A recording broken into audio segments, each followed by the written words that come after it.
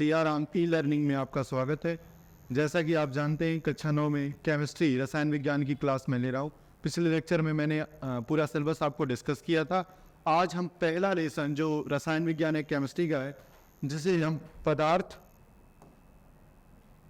हम पदार्थ या द्रव्य कहते हैं। वैसे हमारा पूरा लेसन का नाम है हमारे आसपास के पदार्थ, हमारे आसपास के पदार्थ, आसपास के पदार्थ, जिसे हम द्रव्य भी कहते हैं। पदार्थ या द्रव्य या मैटर, तीन चीजें हैं। पदार्थ भी हम उसे बोल सकते हैं, द्रव्य भी बोल सकते हैं, या फिर इंग्लिश में क्या कह सकते हैं, मैटर। तो सबसे पहले हम इसकी डेफिनेशन देखेंगे। और आप डेफिनेशन पे अगर हम फोकस करें, तो आप देख सकते हैं वे वस्तु जिनमें भार होता है तथा जो स्थान घेरता है उन्हें पदार्थ कहते हैं।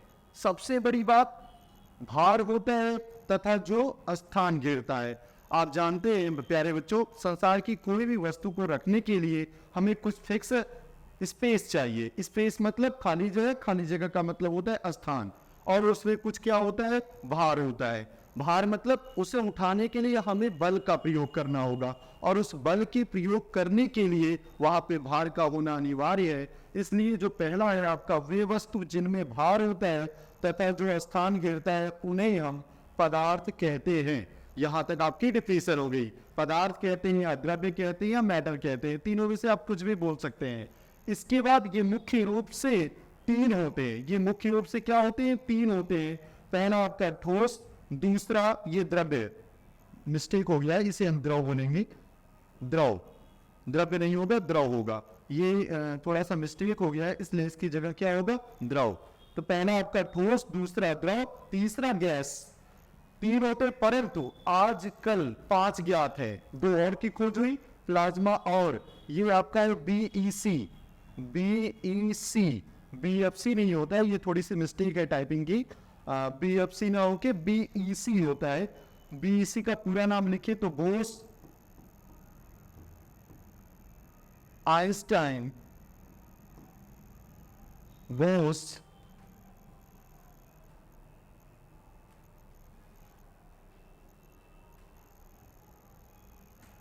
अगर हम यहां देखें तो आप इसका हो जाएगा बोस आइंस्टाइन कंडेंसेट।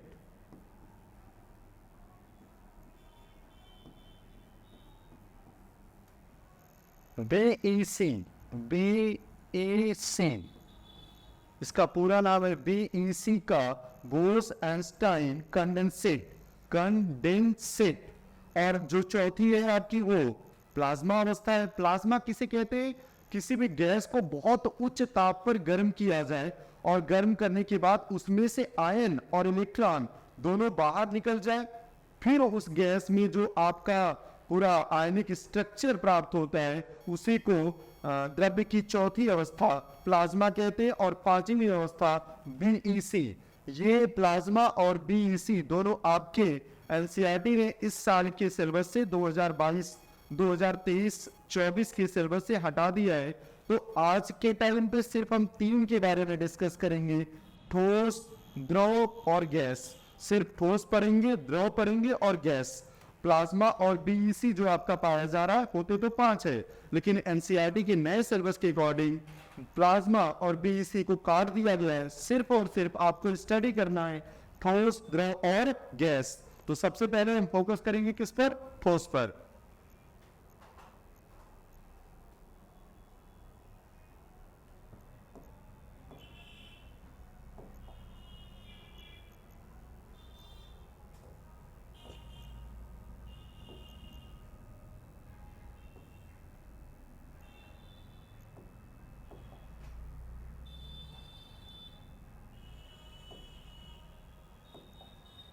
हाँ, अब आप ध्यान से देखिए, पहला क्या लिखा हुआ है, ठोस पदार्थ, जिसे इंग्लिश में क्या कहा जाता है, सॉलिड।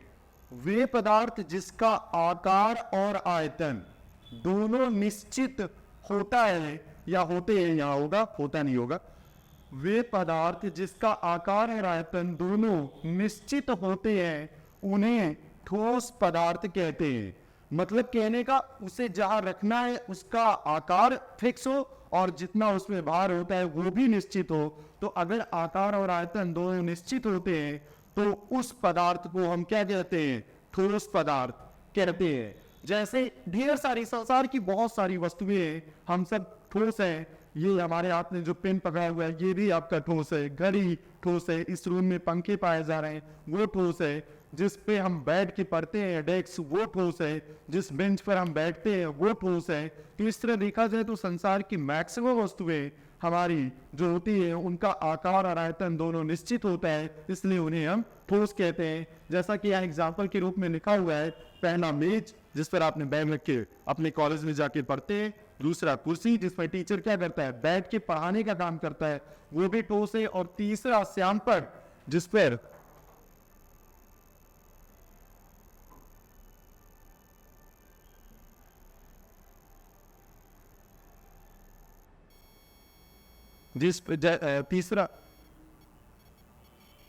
तीसरा आपका श्यामपट है जिसके ऊपर हम क्या करते हैं? लिखने का कोई भी टीचर कार्य करता है। और चौथा देखा जाए तो आपकी किताबें हो सकती हैं जिसको खोल करके उसके पन्नों की सहायता से हम उसे पढ़ने का कार्य करते हैं। दूसरी अवस्था जो आपकी होती है वो द्रव होती है। द्रव मतलब जिसको इंग्लिश में लिक्विड कहते हैं, जिसका आकार और आयतन दोनों में से अगर लिया जाए तो आकार अनिश्चित होता है क्योंकि उसमें फैलने का गुण पाया जाता है। उसे जिस पदार्थ में हम रखते हैं वो उस पदार्थ का आकार ग्रहण कर लेता है, आयतन निश्चित होता है। एक छोटा सा एग्जांपल देंगे प्यारे बच्चों, हम सब के घर में दूध आता है बाहर से। अब इतने गाय भैंस नहीं है कि हर व्यक्ति पाल सके, तो हमारे घर में बाहर से दूध आता है और देने वाला दूधिया होता है। तो जैसा कि आप जानते हैं हम डेली कितना दूध लेते हैं। सपोज दैट आपके घर में 1 लीटर दूध आता है और आपके घर 1 लीटर दूध मतलब उसका आयतन क्या है? निश्चित है। अब आकार की बात करें तो आपके पास बर्तन नहीं है, आपके पास बर्तन नहीं है, फिक्स नहीं है कि किस बर्तन में आप जाके लें। तो आप किसी भी घर की कोई भी वस्तु हो उस बर्तन में जाकर के आप दूध को ग्रहण कर सकते हैं, ले सकते हैं, क्योंकि दूध एक प्रकार का द्रव होता है और द्रव जिसका आकार अनिश्चित है। क्यों? क्योंकि उसमें फैलने का गुण पाया जाता है। जिस बर्तन में हम डालते हैं वो उसी बर्तन का आकार ग्रहण कर लेता है। छोटा सा एग्जाम्पल देंगे, किसी डेली आप भगोने में लेके जाते होंगे, किसी दिन भगोना खाली नहीं हो तो आप जग ले जा सकते हैं, आप बड़ी सी ग्लास आती है 1 लीटर की उसको ले जा सकते हैं, वो भी नहीं मिले तो कभी आप बाल्टी का यूज कर सकते हैं। इस तरह से आप कोई भी वस्तु अपने घर की यूज कर सकते हैं उस दूध को लेने के लिए। जो एग्जाम्पल है किसका? द्रव का। दूसरा एग्जाम्पल देखा जाए तो हम पानी पीते हैं। पानी मतलब जल। जल खुद एक प्रकार का द्रव है जिसका आकार अनिश्चित होता है लेकिन आयतन फिक्स होगा।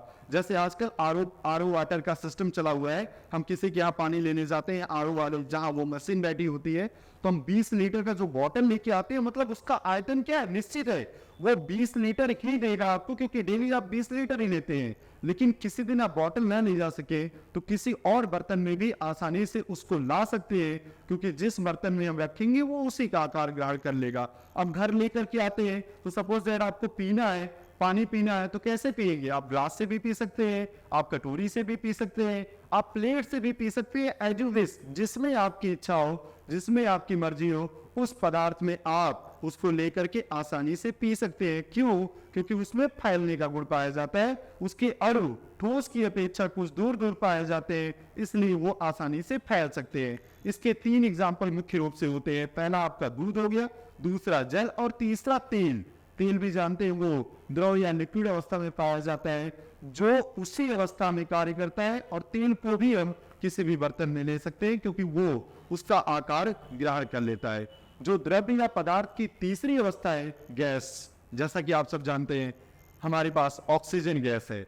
इस पृथ्वी पर जीवन क्यों पाया जा रहा है? उसका सबसे बड़ा रूप यही है, उसका सबसे बड़ा कारण यही है कि यहाँ पे जीवनदायिनी गैस ऑक्सीजन पाई जा रही है।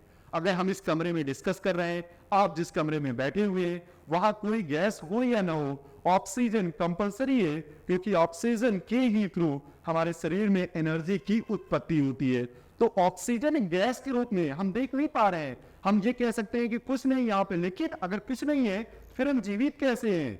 हाँ, यहाँ पे ऑक्सीजन का होना अनिवार्य है और ऑक्सीजन यहाँ पे पाई जा रही है और ऑक्सीजन ही हमें जीवित रखने का कार्य करती है। तो दो, आकार और आयतन दोनों किसी भी गैसीय पदार्थ के अनिश्चित होते हैं, और जब उनका आकार और आयतन अनिश्चित है तो जनरली तौर पे जानते ही हैं आप, हम गैसों को देख नहीं सकते हैं, सिर्फ क्या कर सकते हैं, महसूस कर सकते हैं। जैसे कोई बच्चा इस क्लास में प्रवेश करता है, उसने अपने कपड़ों पे सेंट वगैरह या परफ्यूम वगैरह लगाया हुआ है, तो उसके प्रवेश करते ही पूरा कमरा महक उठेगा।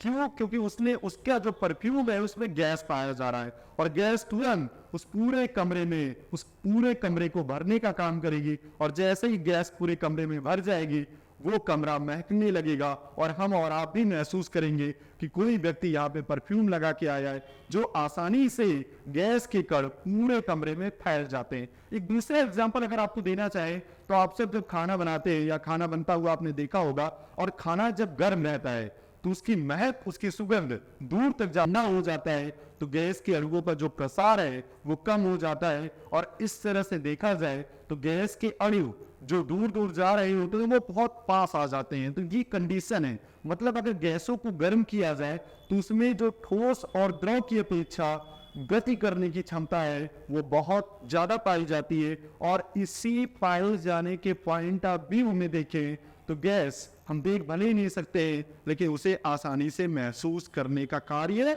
कर सकते हैं। इसका एग्जाम्पल, दो एग्जाम्पल बहुत इंपॉर्टेंट है हमारी लाइफ में। अगर ऑक्सीजन को हम लेते हैं तो कार्बन डाइऑक्साइड को क्या करते हैं, त्यागने का कार्य करते हैं, ये कंडीशन होती है। तीसरा, नाइट्रोजन। आप सब जानते हैं हमारे वायुमंडल में सबसे अधिक अगर कोई गैस पाई जाती है तो नाइट्रोजन। वो आपकी लगभग कितनी पाई जाती है, 78% समथिंग।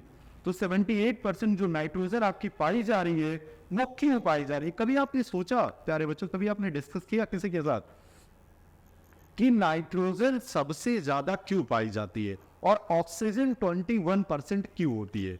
इसका बहुत सीधा सा सलूशन मैं आज आपको देता हूं। बहुत बड़ी बात है, बहुत ध्यान से सुनिएगा कि नाइट्रोजन 78% क्यों है और ऑक्सीजन 21% क्यों है। जैसा कि आप जानते हैं ऑक्सीजन जलाने में सहायता करती है, और नाइट्रोजन का सबसे बड़ा गुण क्या है, वो ऑक्सीजन के जलने की जो प्रवृत्ति है उसको शीतलता प्रदान करने का कार्य करता है। तो अगर सपोज कीजिए ऑक्सीजन 50% हो जाए और नाइट्रोजन घट करके कहां आ जाए, 50% से लेस चली जाए, तो पूरे संसार में तुरंत विस्फोट होगा और पूरे संसार का अस्तित्व या यूं कहें इस पृथ्वी का अस्तित्व अपने आप समाप्त हो जाएगा। जैसे कि प्राचीन काल में होता था, जब ऑक्सीजन या हाइड्रोजन का कंसंट्रेशन ज्यादा पाया जाता था तब जीवन की उत्पत्ति नहीं हुई थी। तो इसलिए नाइट्रोजन ऑक्सीजन की सांद्रता को कम करने के लिए, उसके विस्फोटक की गुण को कम करने के लिए, उसके दहन करने की क्षमता को कम करने के लिए 78% पाया जाता है, इसलिए वो 21% है और ये 78% है।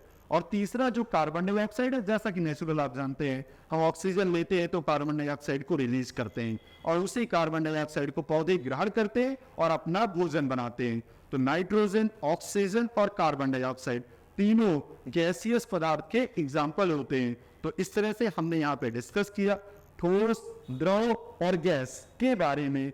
और इसके आगे अगर हम बढ़े तो हमारा जो चौथा टॉपिक है जो इन तीनों को जोड़ने का काम कर रहा है वो प्यारे बच्चों आयतन है।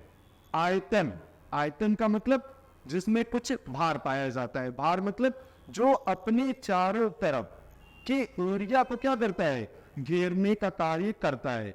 जैसे यही देख लिया जाए तो ये चारों तरफ क्या कर रहा है, घेर रहा है। जो इसके चारों तरफ घेरने की क्षमता है वही आपकी क्या कहलाती है, आयतन कहलाती है। और वो आयतन हमेशा लीटर में मापा जाता है। जैसे आप जानते हैं दूध हम 1 लीटर लेते हैं, जल 1 लीटर लेते हैं, या फिर आप तेल लेकर आते हैं वो भी 1 लीटर में काउंट किया जाता है। अगला देखा जाए दृढ़ता। दृढ़ता मोस्ट इंपॉर्टेंट, जो दृढ़ रखने का काम करता है। ठोस, द्रव और गैस की तुलना अगर दृढ़ता के पैमाने पर की जाए, दृढ़ता मतलब उसके अणु बहुत पास पास होते हैं और उसके अणुओं के बहुत पास पास होने के कारण वो बहुत ज्यादा दृढ़ दिखेगा।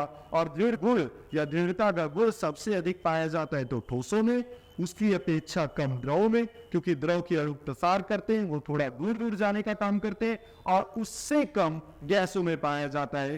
तो ये दृढ़ता का पैमाना हो गया। और दृढ़ता की सिंपल सी परिभाषा है, जब किसी भी वस्तु के अणु बहुत पास पास होते हैं और एक दूसरे से जुड़ करके एक मजबूत किसी पदार्थ का निर्माण करते हैं, तो उसी गुण को क्या कहते हैं? दृढ़ता कहते हैं। Thank you.